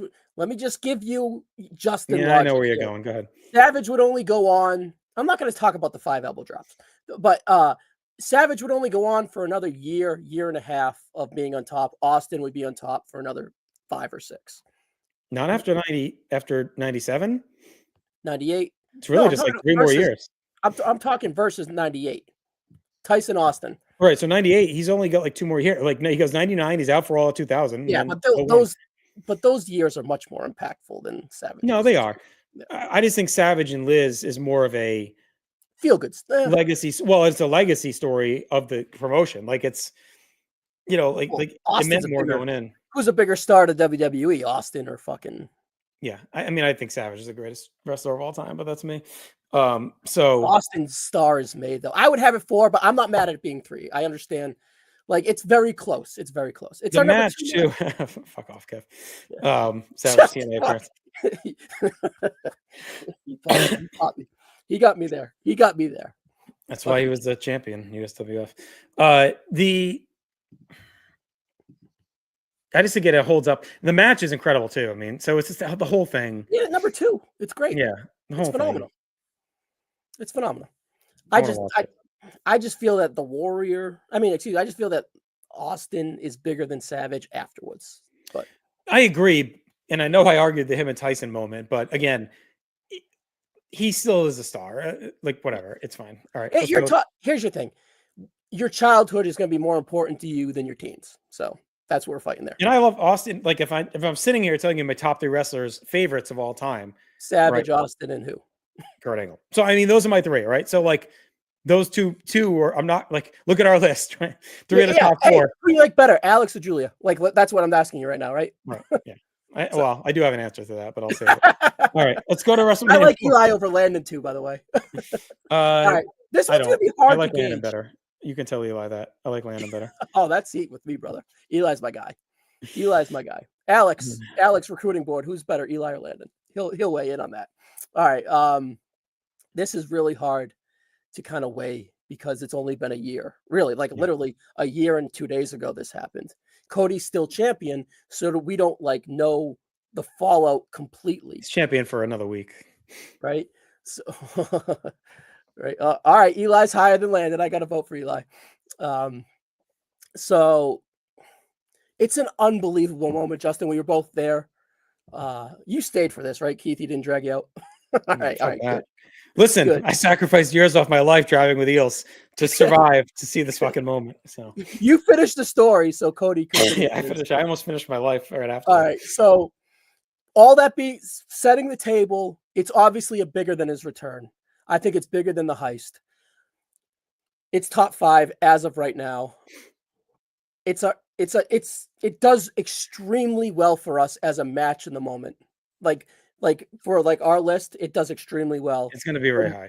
Yeah. The moment is much better than the actual match, and the match is fucking 5 stars. It's just real. I don't know where to put it. I think it's easily top 5. So I want to draw a comparison and let me know what you think of it. We're going to need to chat on this one. Go ahead. Sorry. So we have the Austin Tyson below the blood from a stone, right? Because we kind of said without that, you don't get that. Yep. So without Cody's return hitting and being a big deal, you don't get the story and finishing the story. Does that matter to you? Should it be higher? Because again, it is like a more important. Well, I would have this. I would drop Cody return personally just a little bit. It's top 10. And I would. So you'd have this higher, even though for Austin we have. I think this is weighing the Cody return higher on our list currently. If that makes sense to you. This impact on WrestleMania 40 is weighing up Cody's return. Okay, yeah, that's what you're saying. You get what I'm saying? Because this was so good. Yeah. Because you could look at it the other way. To me, if Cody's return flops, you don't get this, So I think they're tied together in a way. Which is unfair, but I think that this one is what, is like kind of like a lure to bring that one up. Yeah. Where Yeah. would you put this? All right, let's go. The most common thing is the streak ending. No, What's your gut tell you? no, I think it's the best version of. No, I think it's closer to Austin Tyson because it's So very you would put similar. it in Where between you're, Tyson Austin and Liz. yeah, I think it's around Austin Tyson because it's I your think it's better next than big Liz. star is I think it's crowned. better than Liz, personally. I'll put it there. We could also go down. Would you have it? All right, hey, actually, let me do this. You have it in between right now, or I have it right there because to me, Savage Liz holds a test of time. And to your point, we don't know yet the we Punk don't thing. know yet. But But Austin, because Punk, it could all shit bomb, in the next year. But I don't think it will. Farrell says it right, and we said it to start this show. I think the three greatest storylines in WWE history are Austin McMahon, Cody and the Bloodline, and the Mega Powers, Savage Liz / the Mega Powers, however you want to say it. So yep. look at And our it's top. cluttered up and down our list. Look at our top 10, right? It's like all those pretty much from 10 up right now. There's a ton of them are either Austin, Mega Powers, and And Matt Hardy was whatever. Stone Cold's first match as the ring matcher, so right. it all fits. ties together. He finished the story. Yeah, I think right there is fine for right now because I think it's a better version in the moment of Austin. We'll see long term because it starts the next boom. The boom was already going, but this was like, this is our guy for the boom, right? It's injected a little steroids to it. Right? Yeah, this is our guy for the boom right now. Like this is Cody is the modern day Austin, right? Like he's the guy. Hold on, let me compare it. Right, so there was like a Peacock boom. First, there was a Fox boom, right? Then there was a Peacock boom. Cody is the fucking Netflix boom, right? So, there you go. Ring mattress. I just think he's your guy. Dude, I would go for 90 minutes. I probably said mattress. It's the ring master. The ring mattress. The ring. It's Boston. What do you want? Speaking of USWF, there's a lot of ring mattresses. Yeah, I think right there is good. I think it could rise over time. We might have to have a final overtime. We'll have a discussion when we get there. But look, if it ends up top 5 after this happening a year ago, like it's incredible. That's pretty fucking good. Like that's All right, can I make a pitch for this one? Should we bring in either Bennett or Aaron for this? Like, all right. So whatever you think about this match, -4 stars, 5 stars, it is a very good match that is carried heavily with fantastic moments. And the moments where they stare off the start is magnified even stronger with the absolute slam here. It really set the tone for what WrestleMania is and what could be in all these moments to come. Personally, I think it should be 1. But if you want to put it 2, I understand. I think it should be right over Brett at 10. I like him. Here's the thing. So it came out today that this is the number 8 WrestleMania match of all time. We had it at number 5 last year. So we're in the same ballpark. It's all carried by the moment and the success of this. It's number 1, in my opinion. I was 2-3 years old, so I didn't live through it, but I appreciate going back and watching it. Neither of us were watching it live. Both of us were knuckles deep with blood from a stone. Make a volley for it not to be number 1 because it's definitely top 3. It's definitely top 3. It's the greatest moment of WrestleMania history. I mean, it is WrestleMania. When you think of WrestleMania, you think of Hogan slamming Andre. It's the first moment. Look at our list. There's nothing from 1 or 2. We had 1 and 2 in the honorable mentions. Even those, we kind of had to be like, all right, what's the best moment from 1? Like, to me, this is the first moment. Because even Savage Steamboat, while it's a great match, isn't a moment, right? You could argue Piper shaving Adonis's head or running to the ring, Bundy and Beaver, we joked about earlier. Those are great moments, but like this is the first legendary moment from WrestleMania. Like everyone, you're growing up in the 80s, Hogan slamming Andre. Like, I wasn't a wrestling fan yet. I remember wrestling fans know it. My mother knows. I wasn't even a fan yet. And I remember my brother, who was like, body slamming me like I was Andre and he was Hogan wrestling in the living room. Like I didn't know who these people were, and he's like, "Oh, Hulk Hogan versus Andre." Okay. So like this was the moment. 93, 87, or how many thousand you want to go with, Yeah. In this, or 78 in the Silver Dome, Yeah. losing their shit. Silverdome, brother. Yeah, But and Hogan has bastardized so many lore and legends, and he tries to even bastardize this one, and it doesn't matter.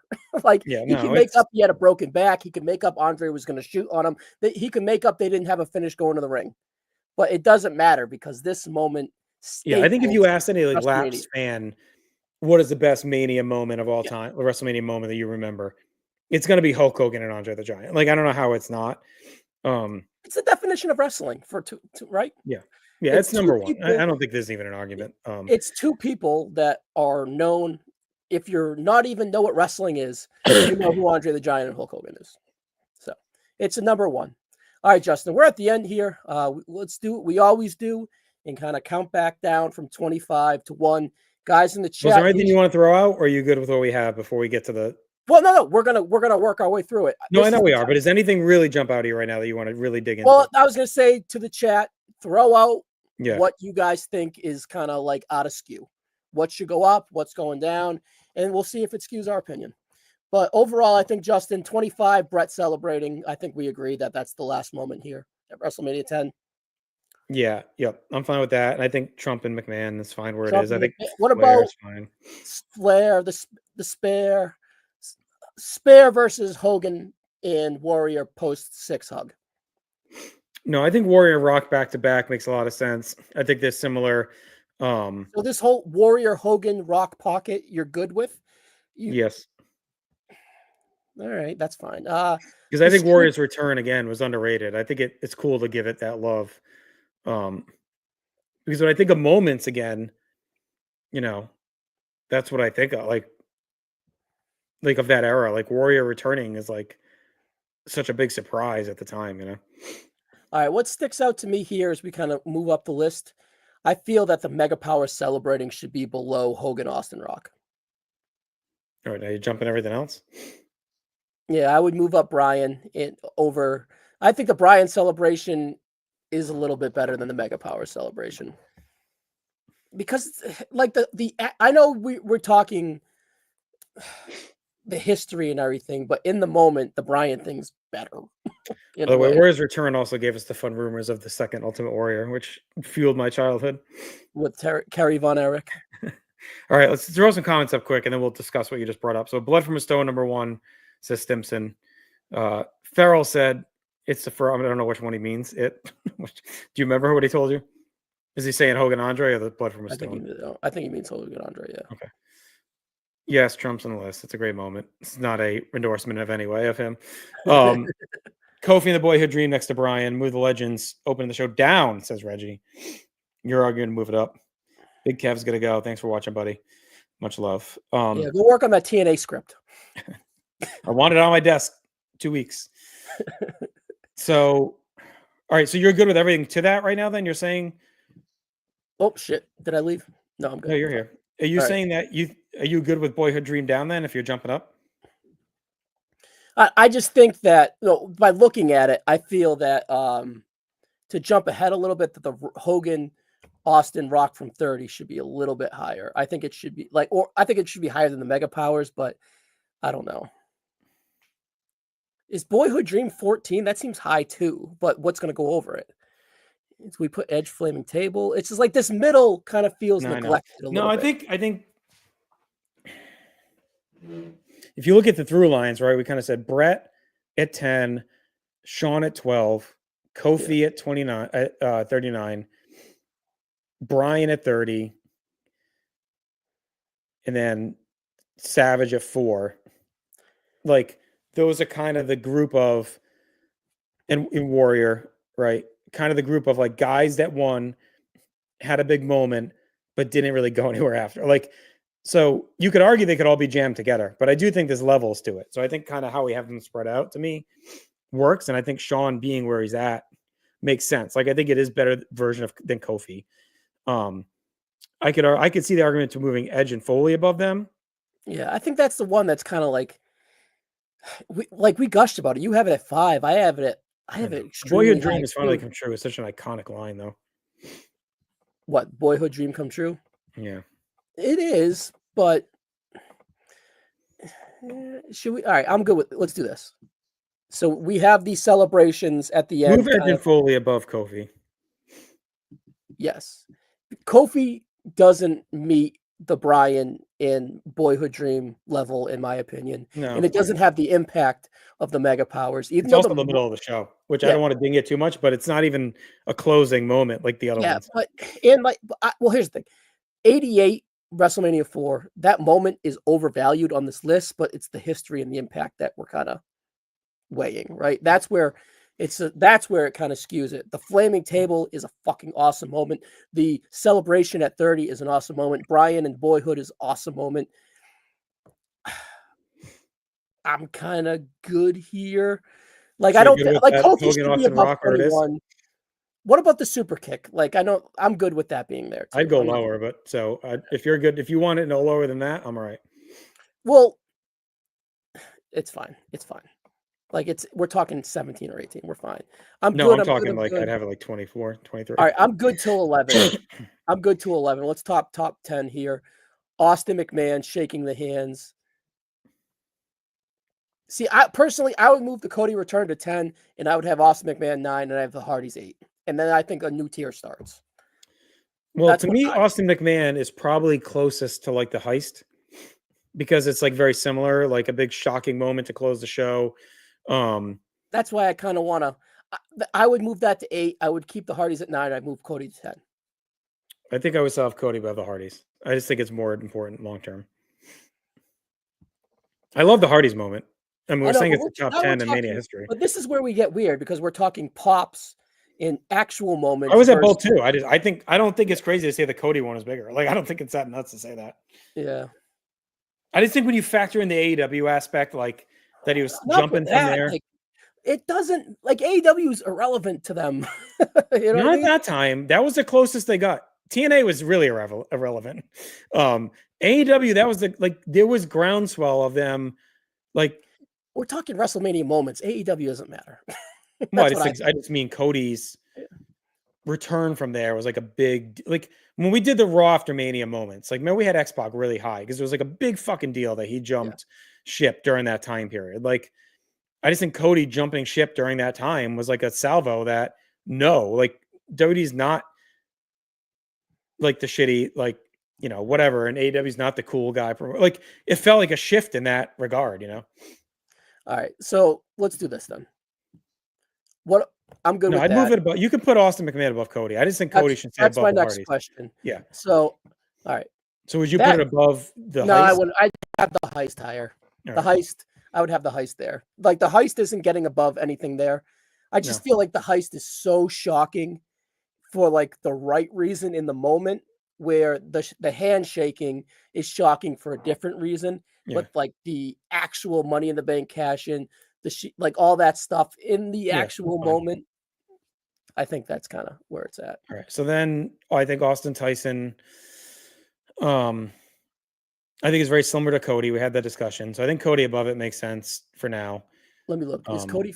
I think Cody 5, Austin Tyson 6, Liz. See, like, I'm good with the top 3. We'll get to there. I think the Savage versus Cody for 4 or 5 is a discussion, but I'm not going to win that discussion. And I love the moment as well. No, and I think, like, if you look at this list, it's the least important, probably, right? Like, of the list, of the top 6 or whatever.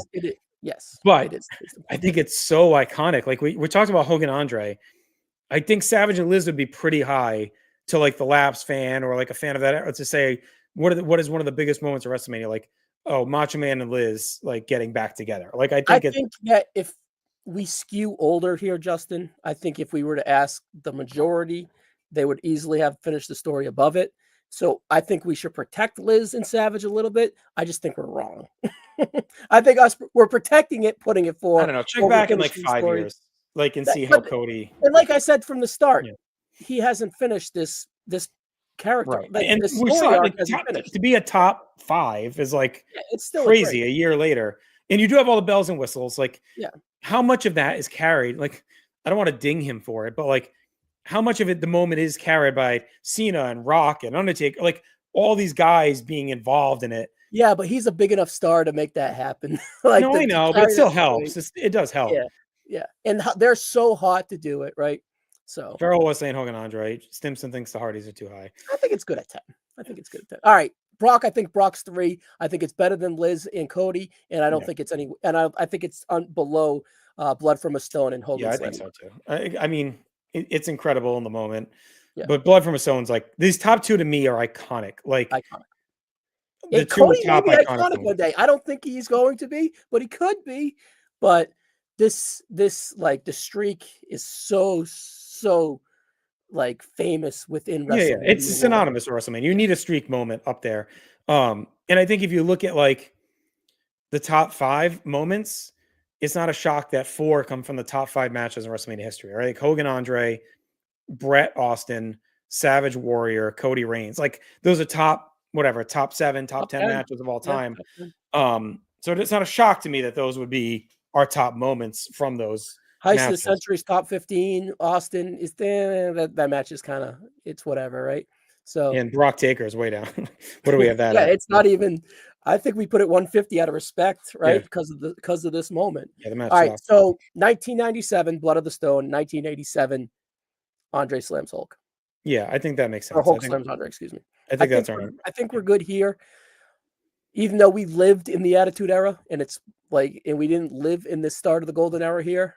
Hogan Andre, it's Hogan. Hogan. I mean, Mania moments may not be Mania moments without Hogan slamming Andre. Like it's, you know, it's incredible. And the call, Gorilla and Jesse are great. The crowd reaction's great. Again, it's iconic. Like I think if you ask anyone, Hogan slamming Andre is going to be top of the list that they say. So, yeah. All right. So there's our top 25. We did our honorable mentions earlier too. Want to give a big shout out to everyone that watched live and weighed in. Reggie, Farrell, Kevin, Riddle, Alex, Rossi, Diener, Nichols. Jenny's been down there and lurking. Andy Atherton. Yeah, Jenny's watching. Who else? Just to make sure we don't miss anyone that was really engaged. Yeah, Kevin, right? Kevin's writing TV promos right now. Oh, Diener. Did you get Diener? Good. Diener Ish was here earlier. Everett. So yeah, we had some really, great participation. We love it. We'll be back. We're gonna do these for like the big shows. So we'll be doing more Crown Jewel at some point. Crown Jewel's next. But yeah, Justin, we'll count it down. But guys, if you're listening post, come in the YouTube comments. Tell us where we went wrong. Who's too high, too low. Don't just because you weren't here live, don't feel left out. We're gonna release this on audio as well. So jump in here and do it as well. Justin, 25. What do you got? Big thanks to Reggie. Fun show, he says. Bret Hart celebrating at the end of WrestleMania 10. Number 24, Trump shaves McMahon's head. Number 23, Ric Flair is retired by Shawn Michaels. 22, Edge Super Spear from WrestleMania 17. Number 21, Hulk Hogan and Ultimate Warrior post-match a hug after the Ultimate Challenge. Number 20, Hogan The Rock poses after their iconic match at WrestleMania 18. Number 19, The Ultimate Warrior returns at WrestleMania 8. Number 18, the super kick near fall into a pedigree at WrestleMania 28, Hell in a Cell, Undertaker receiving from Shawn and Triple H. Number 17, Hulk Hogan makes his big return to WrestleMania 21. 16, Kofi Mania, WrestleMania 35. Number 15, Edge spears Mick Foley through a flaming table. I don't care that we're too high on that, Justin. It's fucking awesome. It's an amazing moment. It's great. Number 14, Hogan, Austin, Rock open the show at 30. Number 13, we have The Boyhood Dream Comes True for Shawn Michaels. Wow. Number 12, above The Boyhood Dream, we went Daniel Bryan celebrating at WrestleMania 30. And then right above that, at number 11 is the Mega Powers celebrating at WrestleMania 4. All right. And there was a big celebration in the crowd at number 10 when the Hardy Boys returned to the WWE and inserted themselves into the ladder match. Right above that, number 9, Cody Rhodes' big return to WWE at WrestleMania 38.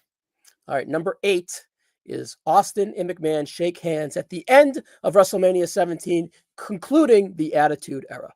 Number 7 is the Heist of the Century, Seth Rollins cashing in the Money in the Bank.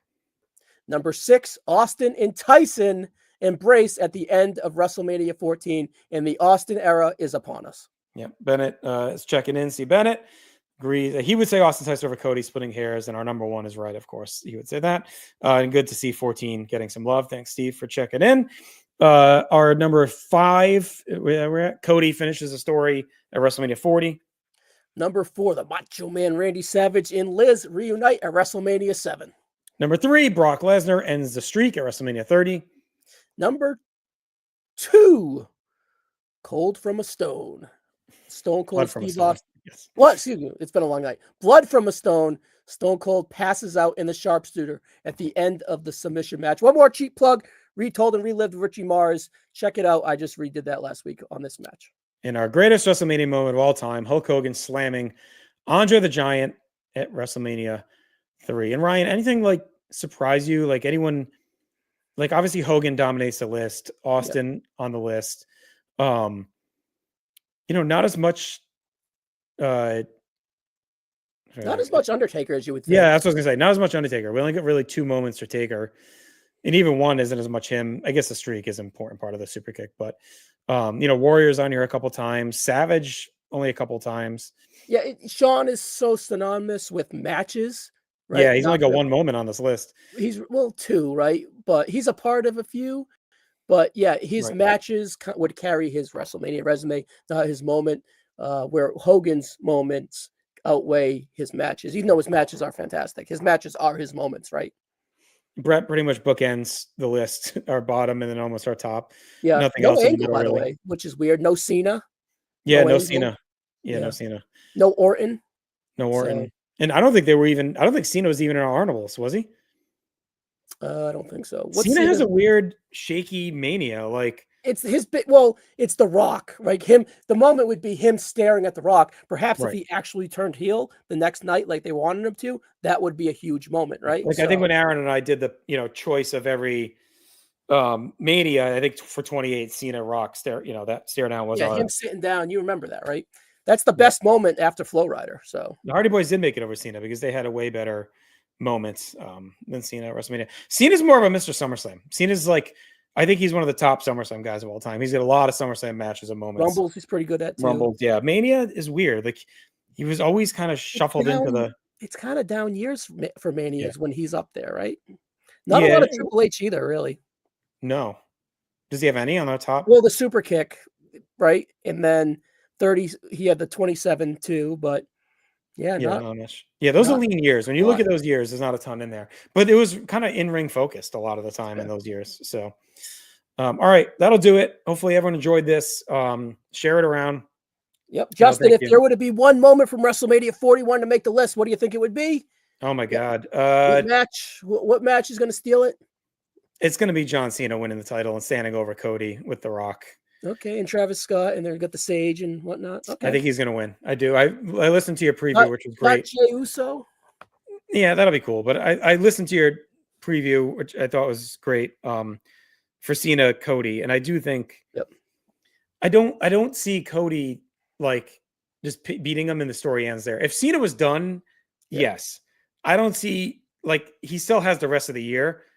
I don't see them pivoting back to happy face Cena in 2 weeks. So I think Cena wins and we get some run with him as the heel before he eventually realizes what he's done and turns back. I think that's like a SummerSlam to December is like the Cena redemption. Yep. So Justin, I've been hot and heavy with WrestleMania stuff on the YouTube. It was fun to join you here in the middle of it. We kicked it off with Bennett with the Hulk Hogan countdown. We had some fun lives. Me and Jenny just did a preview last night. Me and Farrell got one coming out tomorrow, and I have a bunch coming out through the rest of the week, guys. So check them out. And Justin, thank you for joining me with the 25. I'm glad it's a part of our kind of thing that we do now. Yeah, it was a lot of fun. I'll give a shout out to, like I said, me and Aaron on No Holds Barred a couple weeks ago, picked the best moment from each Mania. There's a No Holds Barred coming Saturday. I'll keep the topic a surprise, but it's another fun Mania one. It's actually, I think, a pretty unique one that we haven't really done before. So check that out. It sounds like it might be the worst podcast around. I don't know. It could be based on the topic. Thanks, Steve, for the love. And then also, like I said, Monday on War, Marcus and I deep dive on WrestleMania 4 with awesome. The War breakdown. And we really went hard on the show. So that's like the perfect War show, by the way. Oh yeah. It's an interesting one. Because 4 is usually toward the bottom on a lot of WrestleMania lists, but obviously in the war format that focuses on moments and build and atmosphere and stuff like that, like it, I'm sure we'll do well. So check that out. And then, like you said, you're finishing strong into Mania with all the previews. I think Keithy on a la carte this week has a Mania theme show. You mean as a la well. carte? A la carte. Okay. He's going to be breaking down WrestleMania music. So check that out too. That's a great topic too. That just fits. Yeah. Oh, yeah. So we got a lot of cool content this year. And then, of course, Rossi on Tuesday with Shooting Sharp will be previewing Mania on his show. So a lot of good stuff in this coming week. And we have some evergreen stuff, like I mentioned, too. So just if you don't get to it before Mania. Is the definition of evergreen. Yeah. And then you're going to cap off the week with the Mania post show.